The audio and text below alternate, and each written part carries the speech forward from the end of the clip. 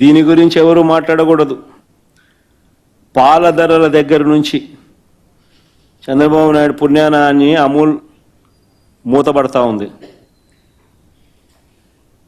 చంద్రబాబు నాయుడు పుణ్యాన అమూల్ మూతపడతా ఉంది.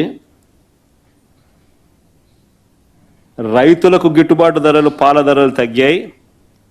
కానీ మార్కెట్లో మాత్రం వీళ్ళ కార్టెల్, హెరిటేజ్ కార్టెల్ ఫామ్ చేసి పాల ధరలు పెరిగాయి. ఇలా పాల ధరలు తాగేవాడికి పెరిగినా ఎవడు మాట్లాడకూడదు. రైతులకు పాల ధరలు తగ్గినా ఎవరు మాట్లాడకూడదు.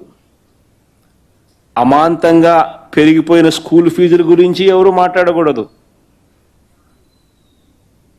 అమాంతంగా పెరిగిపోయిన స్కూల్ ఫీజుల గురించి ఎవరు మాట్లాడకూడదు. పెరిగిన బతుకు భారం గురించి ఎవరు అడగకూడదు. పొరపాటున ప్రశ్నిస్తే సుమా తప్పుడు కేసులు. స్కూళ్ళల్లోనూ ప్రభుత్వ హాస్పిటల్లోనూ నిలిచిపోయిన నాడు నేడు పనుల గురించి ఎవరు మాట్లాడకూడదు. స్కాములు చేస్తూ తన వాళ్లకు తెగనమ్ముతున్న కొత్త మా హయాములో తీసుకువచ్చిన ప్రభుత్వ మెడికల్ కాలేజీల గురించి ఎవరు మాట్లాడకూడదు. పోర్టులు, ఫిషింగ్ హార్బర్లు అన్నీ కూడా తెగనమ్ముతూ స్కాములు చేస్తూ ఉన్నా ఎవరు మాట్లాడకూడదు. ఎవరు అడగకూడదు. ఇష్టారాజ్యంగా ఇసుక మాఫియా చేస్తూ ఉన్నా మాట్లాడకూడదు. గ్రామ స్థాయి నుంచి బెల్ట్ షాపుల ఆధ్వర్యంలో జరుగుతూ ఉన్న లిక్కర్ మాఫియా గురించి ఎవరు మాట్లాడకూడదు.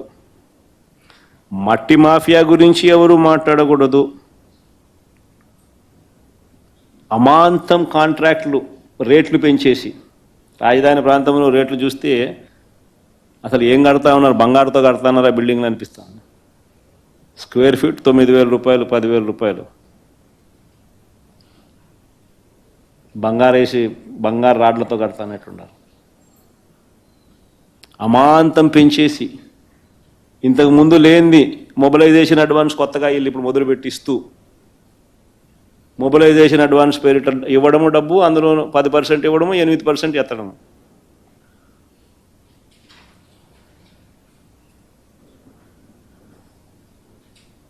నాణ్యత లేని పనులు జరుగుతూ ఉన్నా ఎవడో మాట్లాడకూడదు. లూలు లాంటోళ్లకు, ఉర్సా లాంటోళ్లకు రూపాయికే భూములు ఇస్తా ఉన్నా, కారు చౌకగా అయిన భూములు ఇస్తా ఉన్నా ఎవరు మాట్లాడకూడదు.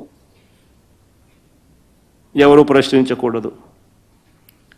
మేము ₹2.49 మేము గతంలో ఎప్పుడూ జరగని విధంగా రాష్ట్రానికి మంచి చేస్తూ మేము పీపీఎల్ చేస్తే నానా యాగీ చేసిన వీళ్ళు ఈరోజు ₹4.60 వీళ్ళు పీపీఏ చేసుకున్నా ఎవడు మాట్లాడకూడదు, ఎవడు ప్రశ్నించకూడదు.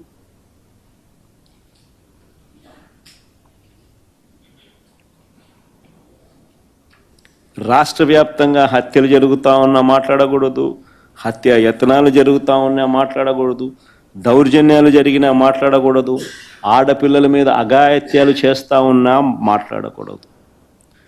ఎవరు ప్రశ్నించకూడదు, అడగకూడదు. అడిగితే ప్రశ్నిస్తే సుమా తప్పుడు కేసులే.